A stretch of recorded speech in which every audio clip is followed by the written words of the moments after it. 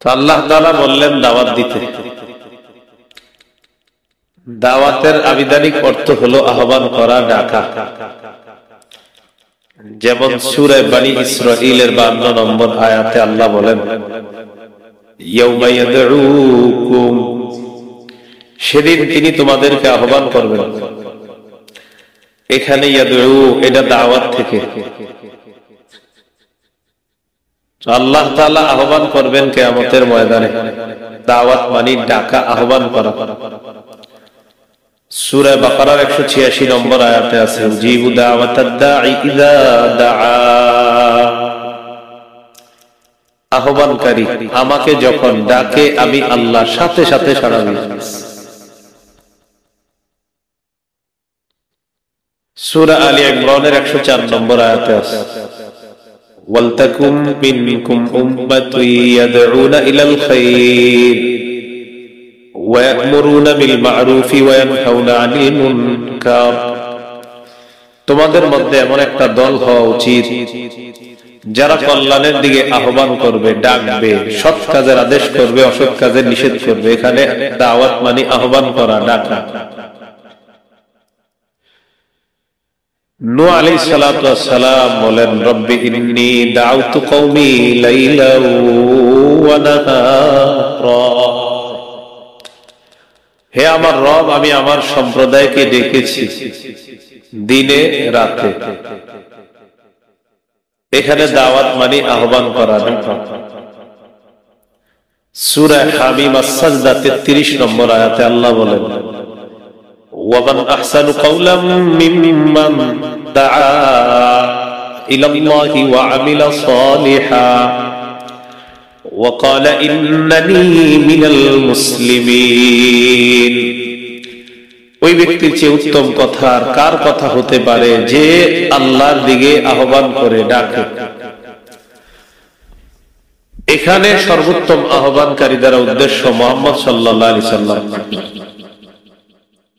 আম্মা জান আয়েশা সিদ্দিকা রাদিয়াল্লাহু তাআলা আনহা বলেন, নবীর পরে আয়াতে উদ্দেশ্য হলো আল মুআদ্দিনুনাস সুলাহা হিনা ইয়াকুলুনা হাইয়া আলাস সালাহ হাইয়া আলাল ফালাহ, মুয়াজ্জিন সাহেব যখন আযানে বলে হাইয়া আলাস সালাহ, নামাজের দিকে আসো, হাইয়া আলাল ফালাহ, কল্যাণের দিকে আসো।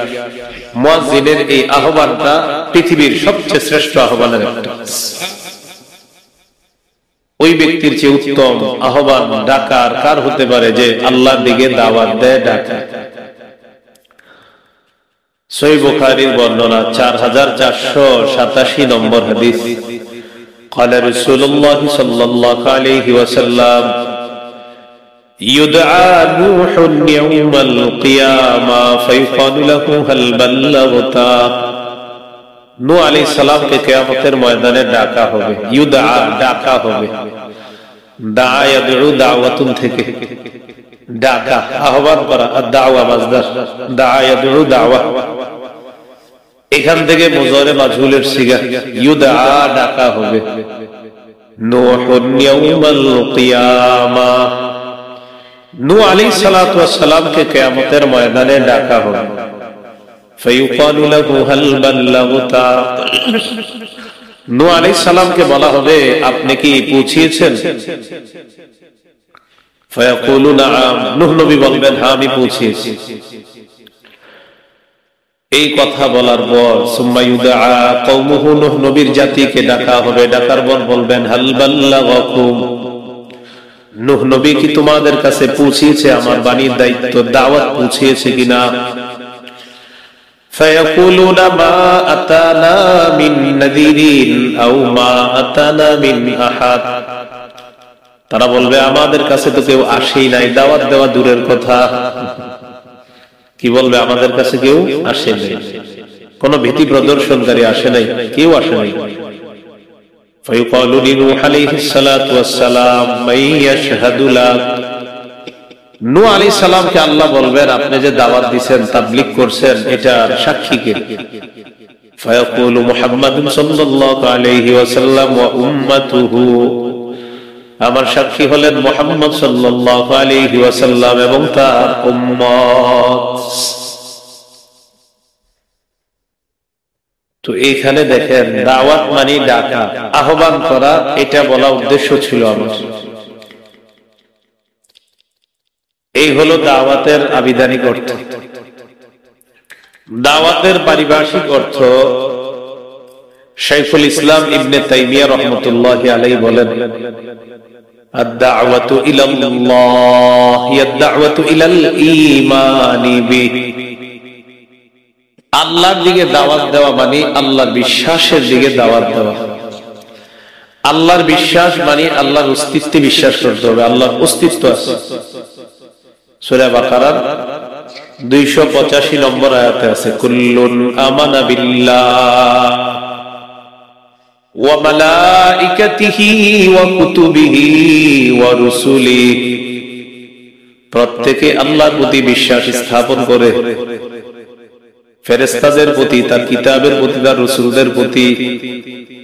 মুফাসসিরিনে কেরাম বলেন, কুল্লুন আমানা বিল্লাহ, আল্লাহর প্রতি বিশ্বাস স্থাপন করার উদ্দেশ্য হলো আল্লাহর অস্তিত্ব আছে এটার বিশ্বাস করা। এখন আল্লাহর অস্তিত্ব আপনি পাবেন কিভাবে? সূরা আলে ইমরানের 189, 190, 191 নম্বর আয়াত। আসমান জমিনের দিকে তাকাইবেন, গবেষণা করবেন, তাহলে আল্লাহর অস্তিত্বের সন্ধান পাবেন। আল্লাহ তাআলা বলেন, ওয়ালিল্লাহি মুলকুস সামাওয়াতি ওয়াল আরদ ওয়াল্লাহু আলা কুল্লি শাইইন কাদির। আসমান জমিনের রাজত্ব আল্লাহর, সব কিছুর উপর আল্লাহ তাআলা ক্ষমতাবান। এরপর আল্লাহ বলেন, ইন্না ফি খালকিস সামাওয়াতি ওয়াল আরদ ওয়া ইখতিলাফিল লাইলি ওয়ান নাহারি লাআয়াতিল লিউলিল আলবাব।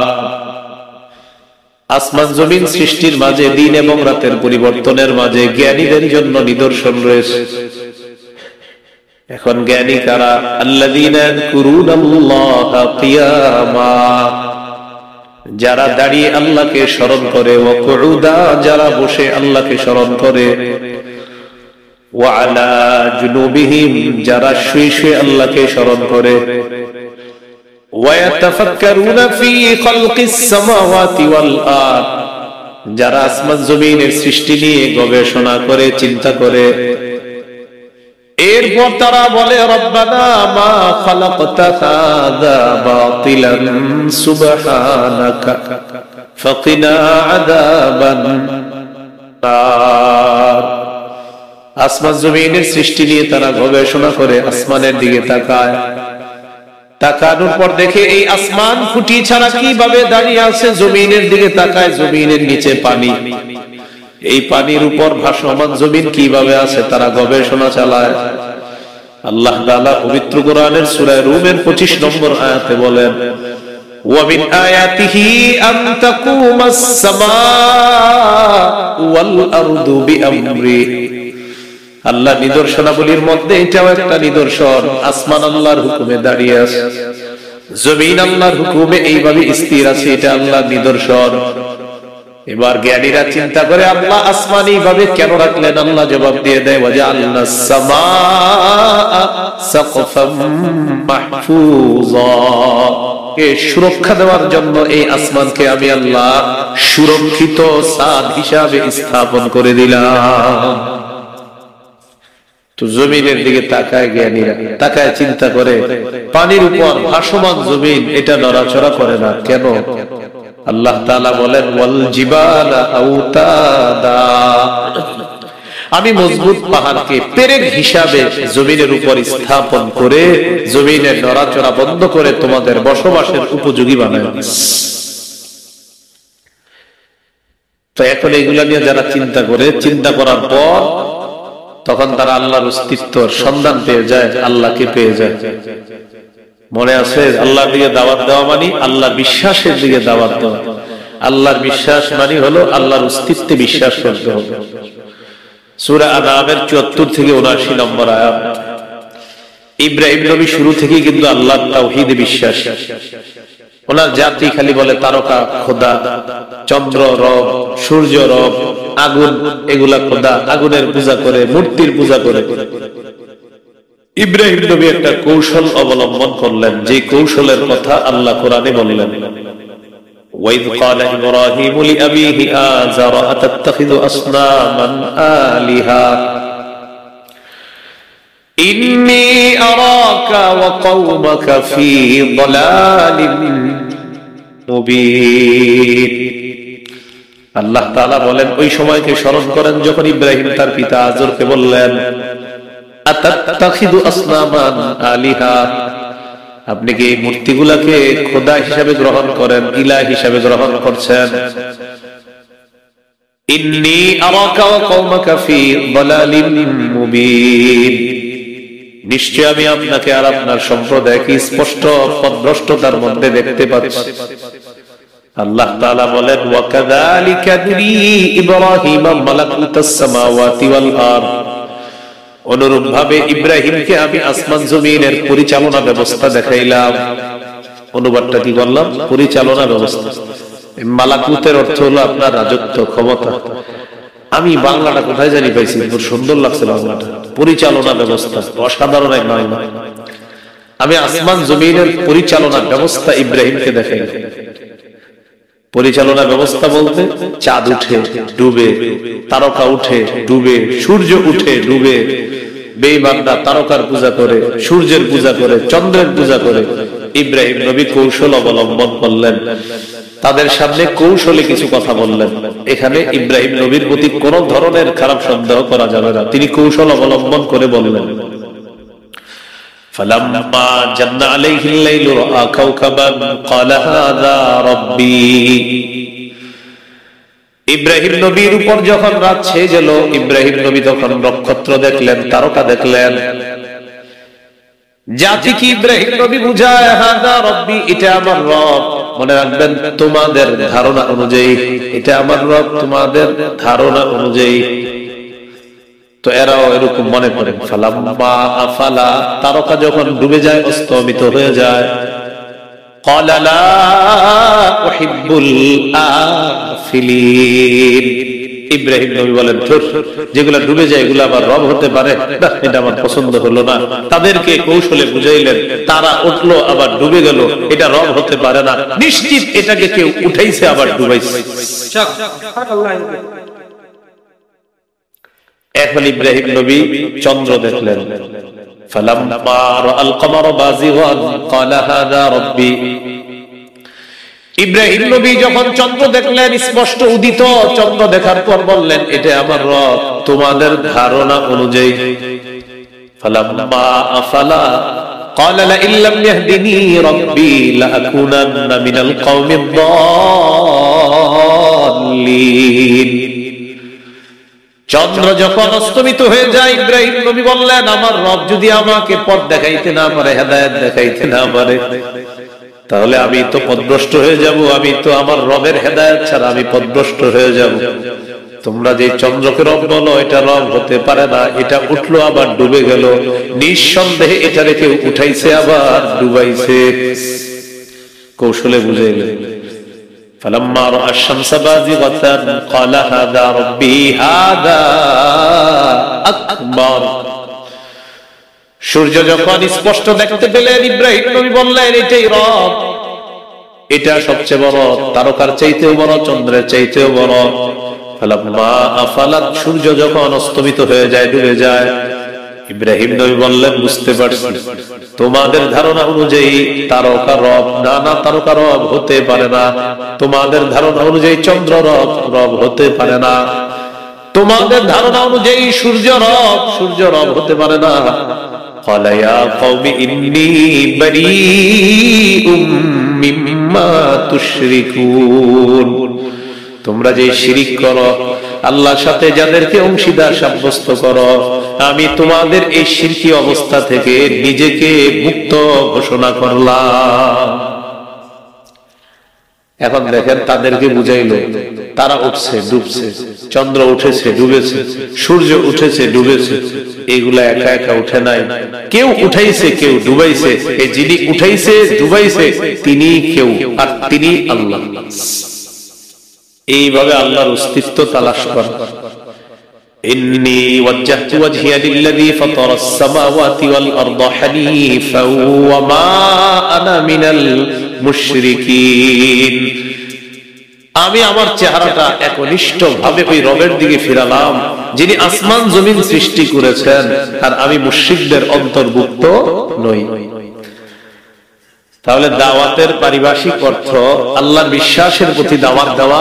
আল্লাহর বিশ্বাস দ্বারা উদ্দেশ্য হলো আল্লাহর অস্তিত্বের উপর ঈমান আনতে হবে। মনে রাখতে হবে মৌলিকভাবে 6টি বিশ্বাসের নাম ঈমান। কয় বিশ্বাসের নাম? সহিহ বুখারীর 50 নম্বর হাদিসে আছে, আবার 4777 নম্বর হাদিসও আছে। জিবরিল আমিন রাসূলুল্লাহ সাল্লাল্লাহু আলাইহি সাল্লামের কাছে আসলেন। আসার পর বললেন, মাল ঈমানু ইয়া রাসূলুল্লাহ, হুজুর ঈমান কি জিনিস আপনার কাছে জানতে চাই। নবীজি জবাব দিলেন, মৌলিকভাবে 6টা বিশ্বাসের নাম ঈমান। আনতুমিনা বিল্লাহ, 1 নাম্বার আল্লাহকে বিশ্বাস করা, 2 নাম্বার ওয়া মালাইকাতিহি, আল্লাহর ফেরেশতাদেরকে বিশ্বাস করা, 3 নাম্বার ওয়া কুতুবিহি, আল্লাহর কিতাবগুলো বিশ্বাস করা, 4 নাম্বার ওয়া রুসুলি, আল্লাহর রাসূলদেরকে বিশ্বাস করা, 5 নাম্বার ওয়া লিকাইহি, আল্লাহর সাথে সাক্ষাতের বিষয়টা বিশ্বাস করা। এই জায়গায় আয়েশা অনেকে বলে আল্লাহ বলতে কিছু নাই, গড বলতে কিছু নাই, দেয়ার ইজ নো গড, নাউজুবিল্লাহ। যারা আল্লাহ বিশ্বাস করে না তারা বলে আল্লাহই তো মানি না, আবার কিসের সাক্ষাৎ? কয় কেন? কয় যা দেখি না তা বিশ্বাস করি না, এটা তারা বলে। যা দেখি না তা এই দিক তাকান আমার দিকে। ব্যথা পাইছি কোথায়? ওই ব্যথাটা কই? ভিতরে দেখা যাচ্ছে। হ্যাঁ, কেমনে ব্যথা পেল? ওই ব্যথা আসলে দেখা যায় না। তাহলে ব্যথা পাইছি কি জানা? বিশ্বাস করিনি। তো যা দেখি না তারা বলে বিশ্বাস করি না। যে নাস্তিক বলবে আল্লাহ বিশ্বাস করে না, দিবেন একটা, দেওয়ার পর বলবে আপনি খুশি মারলেন কেন? বলবেন কোথায়? এই যে এখানে, ওই এখানে বসে। এই ব্যথা তোমারে মারলে বুঝবা কেন? আমি আমার আপনি কি মারলে কি বুঝবো? বুঝবা ব্যথা কারে কয়। ও তাহলে আপনি ব্যথা পেয়েছেন? বলবে হ্যাঁ। দেখান ব্যথাটা। ব্যথা কি দেখানো যায়? আপনি বলবেন বিশ্বাস করেন ব্যথা এটা কি দেখানো যায়? বিশ্বাস করতে হবে। বলবেন ওহো, ব্যথা দেখেন না বিশ্বাস করেন, আমিও আল্লাহ দেখি না বিশ্বাস করি। আপনার শরীরে কত কিছু আছে দেখেন। কিয়ামতের ময়দানে আমলনামা ওজন করা হবে, তারা বলে বিশ্বাস করি না। জ্বর উঠছে, ওঠার পর শরীর গরম হয়, গরম হয়, গরম। এই গরমটা আমরা দেখি না। গরম হয়, গরম কোথায়? তো কপালে হাত দিয়ে দেখেন। দেখছি তো, দেখান না গরমটা কই? গরমটা কই? ওইটা তো দেখানো যায় না। তাহলে কিভাবে বুঝলেন? কয় থার্মোমিটারে উঠছে 102.3। থার্মোমিটারে 102.3 আমি কেন বিশ্বাস করবো? এটা বিজ্ঞানের আবিষ্কার। তাহলে জ্বর দেখা যায় না, এটা মাপার যন্ত্রের মধ্যে উঠে যায়। আমল নামাও দেখা যায় না, রব ওই মাপার যন্ত্রে উঠায়া দিবে। বলে কি যে দেখে না, বিশ্বাস করে না। তো যাই হোক, আমার আলোচ্য বিষয়টা না, এরকম বুড়ি বুড়ি উদাহরণ দেওয়া যাবে। তো 5 নাম্বার আল্লাহর সাথে সাক্ষাৎ, এটা বিশ্বাস করা। 6 নাম্বার তুমিনা বিল বাসিল আখির, পুনরুত্থান বিশ্বাস করা।